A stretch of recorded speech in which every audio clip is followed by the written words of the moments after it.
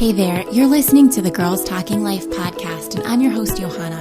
If you're like me, you love time with friends. I always leave feeling encouraged, inspired to try something different, or I've learned something new. So why not continue to grow even when we can't be with our girlfriends? We're not made to do life on our own. So in each episode of this show, I'll bring you a girl and her story to give you refreshing ideas to stir your soul. Let's walk this road together. Are you ready to talk life? My guest today is Carly Hager. Carly and I talk about her journey through addiction, when she decided she was ready to get sober, and how she has recovered her life since then. We talk about the organization she founded to help other women. She also tells me about her recent wedding to her husband, Sam, and what it's like to have a blended family. I really hope you enjoy our conversation. All right, we are rolling. Carly, thank you so much for joining me on here today. Thanks for having me. I was just going to start with how you and I met. I think it's been like several years ago now. Mm-hmm. We were at a training for an anti-human trafficking organization, and we sat down and had lunch together. And I remember you asking me, with all this information, what are you going to do next? What are your action steps?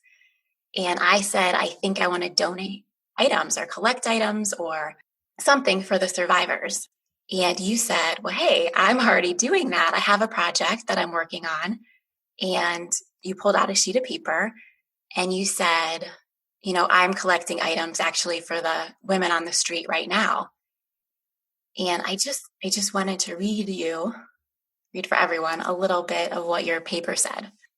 It says, hello, my name is Carly, and I'm currently a client of a beautiful long-term treatment facility where I have been recovering from drugs and alcohol for almost 15 months. During this amazing journey, I have seen a lot of women on the street who desperately need to be shown how to live differently.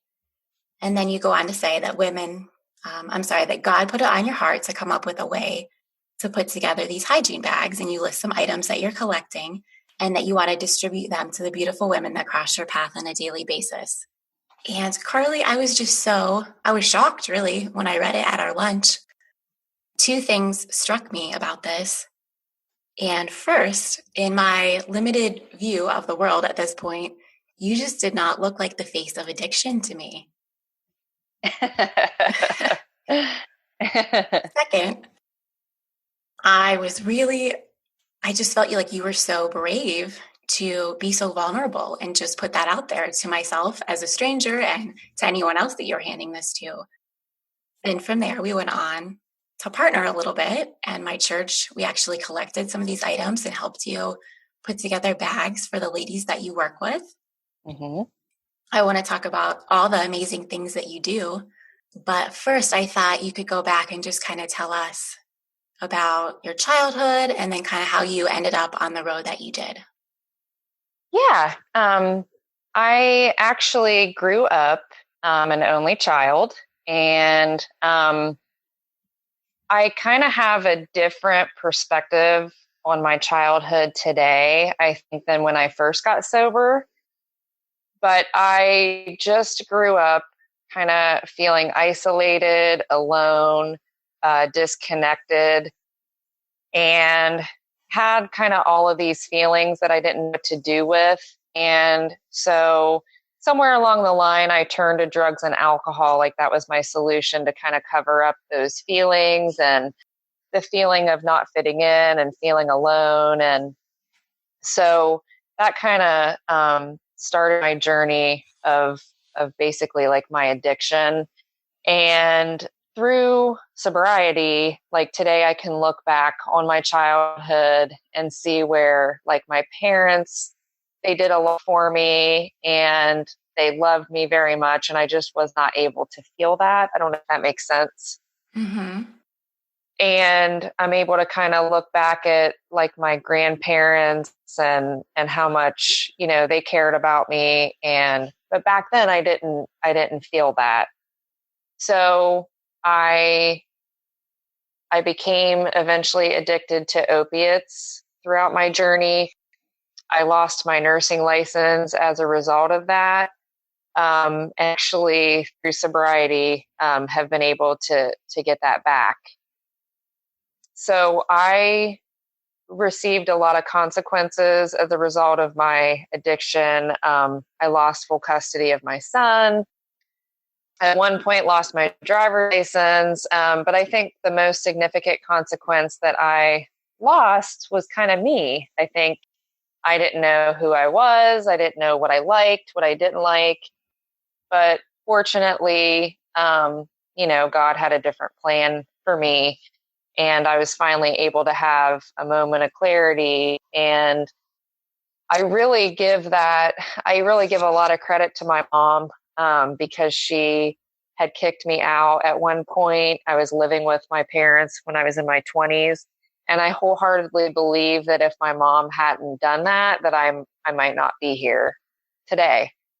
So I eventually went to Amethyst, and the day that my dad brought me up here to Columbus to start that journey is actually my sobriety date, which is January 24th of 2012.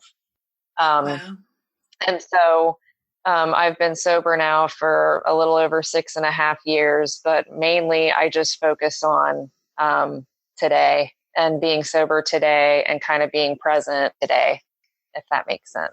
Sure. Going back to what you said about your childhood, do you have any suggestions or advice about just what would have made a difference for you to have felt loved by your family? I think for me, it would have been really important, I guess, but I guess like back, I just really wasn't able to be honest with myself or anybody else about what I was feeling. But I think there's a lot of value in figuring out like what kids are feeling and what they are thinking, and just acknowledging that their voice is important and their feelings are important.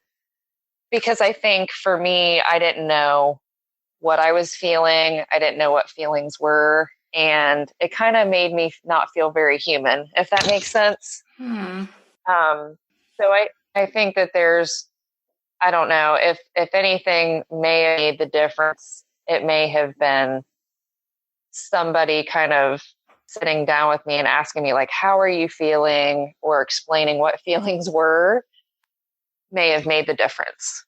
Okay. And you said your dad brought you to the treatment facility, and it was kind of after your mom had kicked you out. Did you come to a decision yourself that you were ready for that? Or was it just a result of them kind of pushing you? Well, when my mom, and I'm sure my dad had finally agreed with her, I'm not really sure, but after I had been kicked out, I actually followed this guy around, and we ended up in a trailer, and I had a moment of clarity there, and I realized that I deserved something different. And it was from that point that I started to make decisions for myself that would kind of produce different results. And I did go to treatment before I went to Amethyst, and that's kind of how I heard about Amethyst. And so I went through like a 6-week treatment, and I came back to my mom and dad's, and I did relapse during that time. However, I kept going to AA meetings, and eventually my dad took me up here to Columbus. All right. And then through your treatment, you decided that you wanted to help other women. How did that come about? So that came about when I would ride the bus to the west side of Columbus to go to AA meetings. I noticed that there were women kind of like on the corner or outside, like just waiting to be picked up. And, I eventually, learned about catch court and sex trafficking and prostitution. And I can't remember. I remember like one night coming home and thinking of like hygiene bags. And not too long after that, there was someone at Amethyst that came up to me with like a bag full of hygiene stuff. And that was kind of like my I don't know, confirmation that that's what I needed to do. And so I started working with somebody at Amethyst, and she kind of helped me start to figure out where I could get donations from. And it really just, I mean, I'm kind of like amazed at and super grateful for like you and your church and the several people along the way that have like donated items or taken the time to go out and deliver the bags or, whatever it's been. There's just been so much support along the way. And actually, my close friend, Holly Daniels, she has pretty much taken over the whole outreach at this point. So it's really, without her help, I mean, we wouldn't have been able to continue it. But we have like volunteers, a lot of volunteers now, to where she's been able to actually take a step back and take a break. But I think it's just important to keep it going because I do believe that it does make a difference. I think the consistency is really important. I think that the ladies out there need to see that they're loved, that they're cared for. Here's a small random act of kindness for you. And I think that consistency makes a difference. And it's just not hygiene bags. Am I right? You give information and you also develop relationships with some of these women. Is that right? That's correct. Yeah. And I'm not sure if they're putting information in the bags now, but I know we have done that in the past. So yeah, there have been times where we put, resource information in the bag so that if they do, desire to get the help, they have those resources there, which I think is super important. And at least for me, I know it's really important not to push help on them. They'll be ready when they're ready. From doing this, did you also somehow get connected with a shelter that you worked for a period of time? So I actually, I worked for the downtown YMCA, and then the YMCA was asked to run the Van Buren shelter. And so I was able to work there from 2014 to 2017. So I was kind of fortunate to be able to work there and kind of help others on the west side of, at the Van Buren shelter. And is that facility, is it men only? Is it women only? They actually have, they have a single adult shelter for men and women, and then they have a family shelter for families. Okay. I was just wondering if your paths crossed with the women you saw on the street ever at the shelter. Not that I can recall, but maybe. I know that I've been able to really, I think where I've really been able to cross paths with women has been through AA meetings. I've seen some of the women that I've connected with out on the street who are like just trying to get sober. And I know Holly, what's really awesome is her sister used to be out there, and now her sister is in a treatment center, learning how to be sober. And so she was one of the women that Holly, would bring items to or bring stuff to. So I don't know. I think it does make a huge difference. Wow, that's really amazing. Yeah. So you mentioned that you do have your nursing license back again. That's fantastic. Did you have to get any fresh education, or how did you go about doing that? I actually had to do random drug testing for a year before I could start the process of applying to get it reinstated. So I did that. I did a couple of chemical dependency evaluations. I got a background check. It was really pretty simple because I was doing the right things and doing what I'm supposed to be doing. So it was pretty easy. And then I had to take a like a nursing refresher course online. Then my nursing license was reinstated in March of 2017, and I started my first job back into nursing April the 3rd of 2017. Okay, how's that going? I don't know, it's one of those, I don't know, promises that I've received being in the program. And I guess when I first got sober, I really wanted to become a nurse again. And then somewhere along the line, I changed my mind and I thought about going to school to become like a counselor. And I had somebody in my life she kept like talking to me about my nursing license. And so finally one day, I think I don't know, I think that I had a lot of shame and guilt about losing it. And it kind of hindered me from moving forward with trying to get back. So I'm really grateful for her that she kept like bringing that up to me. Cause sometimes I think sometimes people have to say things over and over to you before it starts to sink in, if that makes sense. Mm-hmm. And so I'm really grateful that I've been given the opportunity to get it back, because some nurses, their license is revoked, they can't practice again. So I definitely don't want to ever take it for granted. That's for sure. So you met Sam, I think not too long after you moved to Columbus. Am I right about that? Mm-hmm. Yeah. You just recently got married? Mm-hmm. We did. Tell me a little bit about that. Well, let's see. I met Sam in probably May of 2013. And actually, I met him and actually connected with him in June of 2013. And he proposed on October 23rd of 2016.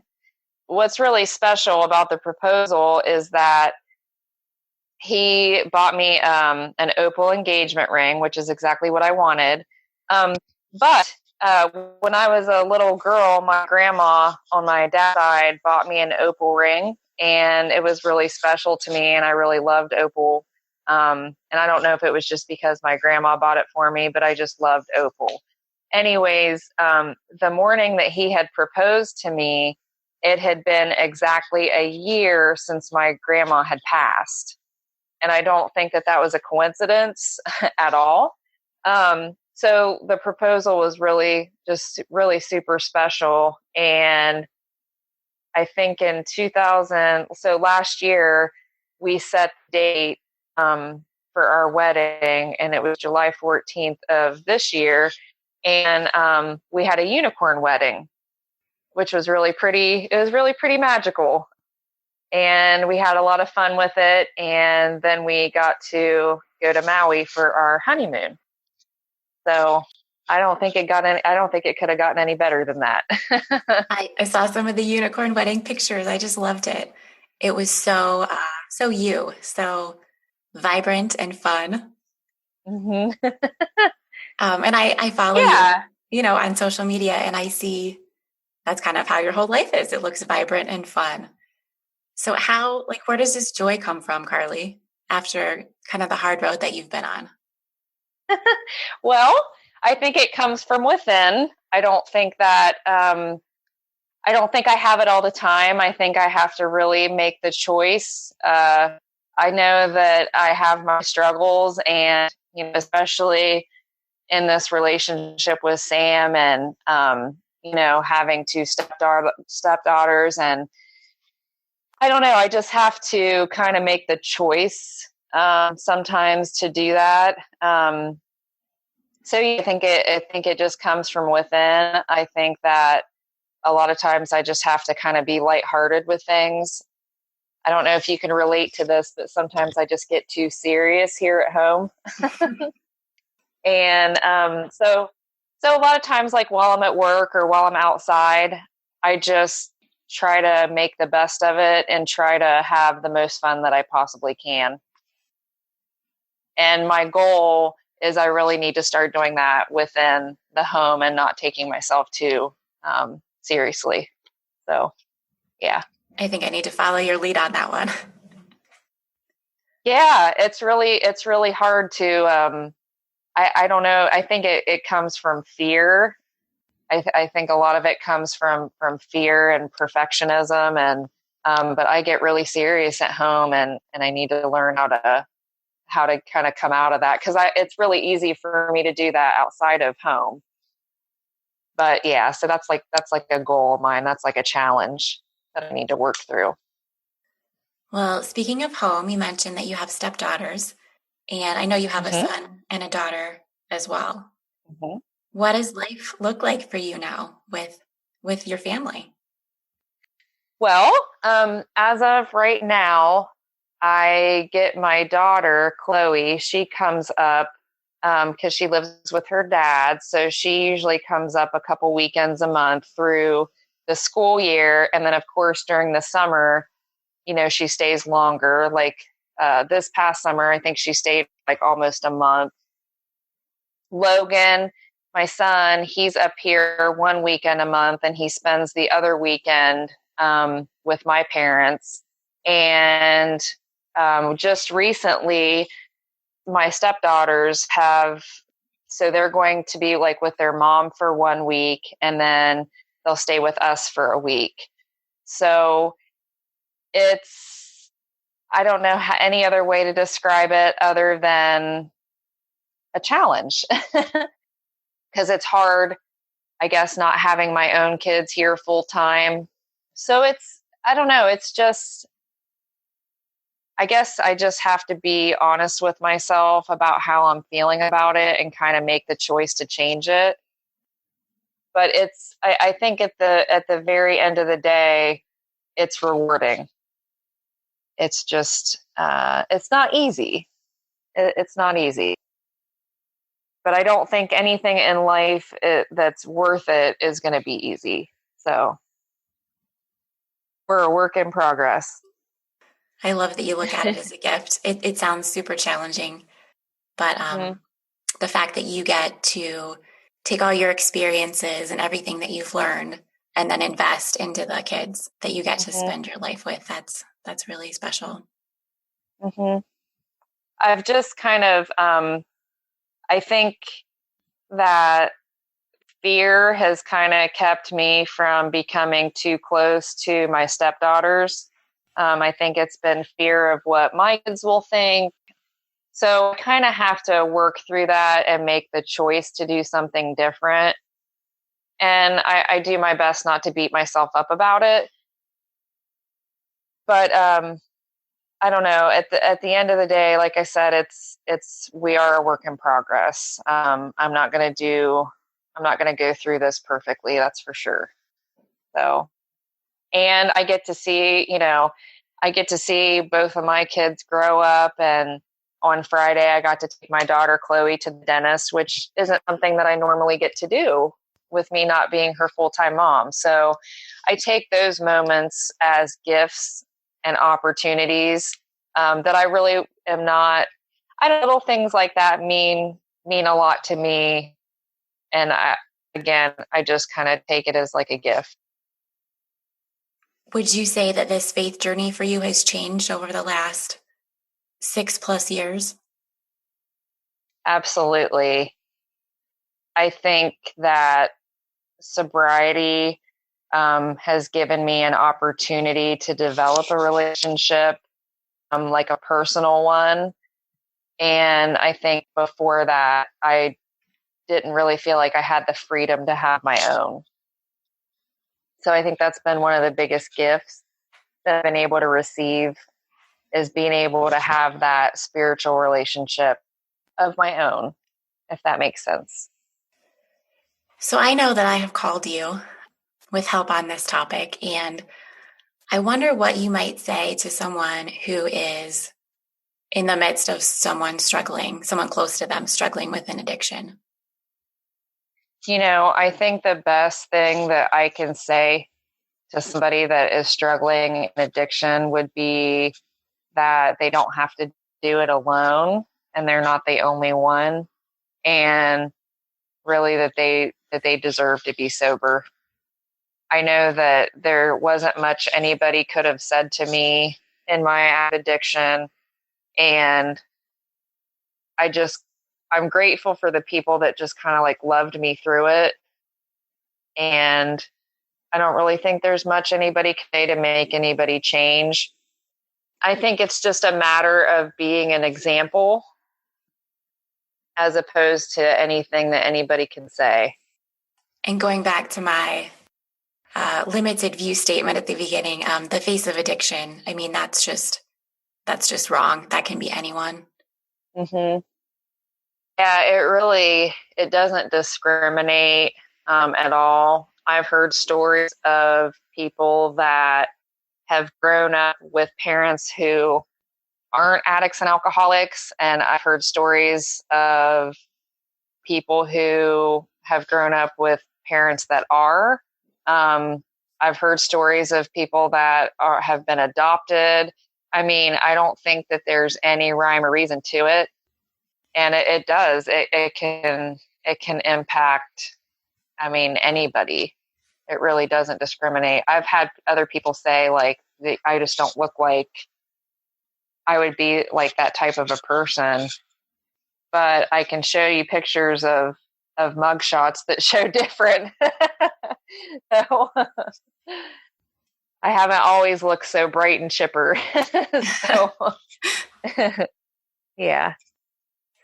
Okay, well, Carly, your story is just one of hope and redemption.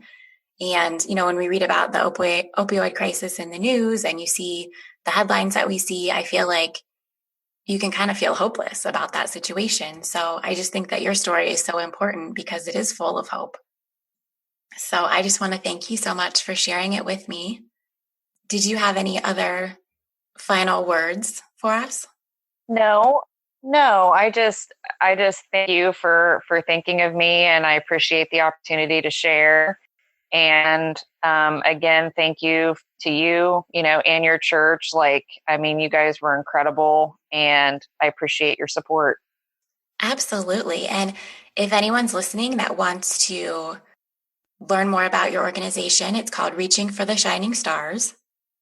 And can you let people know how they can find you online or how they can get in touch with you to make a donation? Absolutely. So our Facebook page is Reaching for the Shining Stars, and stars is spelled STARZ.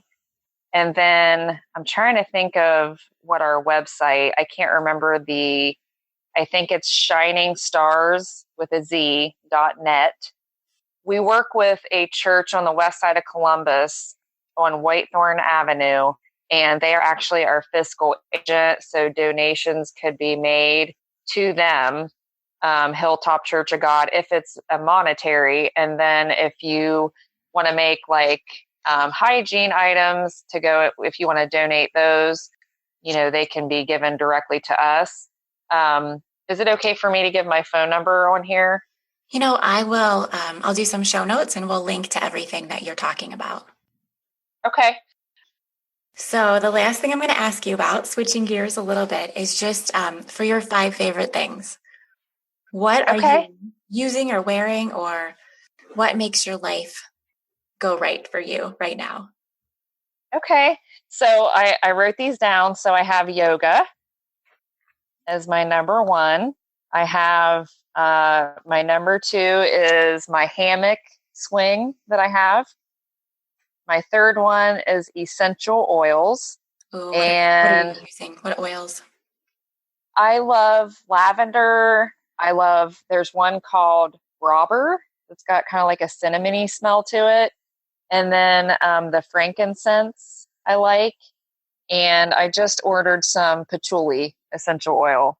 And then my fourth one is unicorn cake rolls. That so there's a lady she's also she has her own business. It's called Everything Cake Rolls.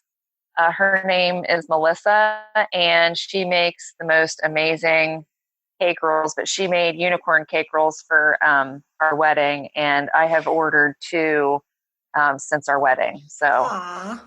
those are amazing. And then my fifth one is Law and Order SVU. Okay. Do you watch that while you're in your hammock? Not while I'm in my hammock, but that's a good idea. All right. Well, Carly, I appreciate you being on here so much. I think, like I said, your story is just so important for people to hear. So keep doing what you're doing. I think it's just so amazing. Thanks, Johanna. I appreciate it.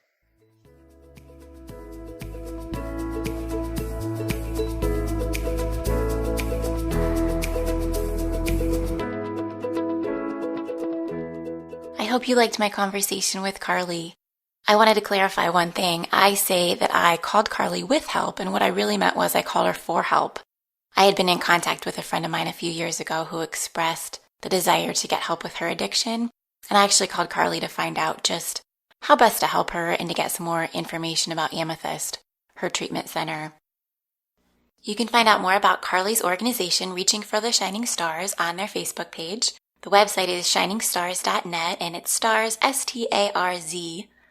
You can also find out everything that we talked about during this episode in the show notes at girlstalkinglife.com, including how to volunteer or make a donation for her organization. I also wanted to say that Carly and I just had a little bit of trouble with our connection in this first episode, and I wanted to let you know that the audio does get better. Hang in there for the next show. My guest next time will be Abby Miller. Abby and I talk about her struggle to have a healthy pregnancy early on in her marriage. We talk about how God planted a seed in her and her husband's hearts to do something, but they weren't quite sure what that was going to be. Abby and I talk about church planning and the importance of community. She tells us how her sister and her both love to cook and how they turn that into their new food blog, Everyday Table. Let's keep the conversation going. To sign up for the Girls Talking Life newsletter, go on over to girlstalkinglife.com. You also get some free downloadable conversation cards to start sharing your stories and starting your own conversations with the girls in your life. Thanks for tuning in.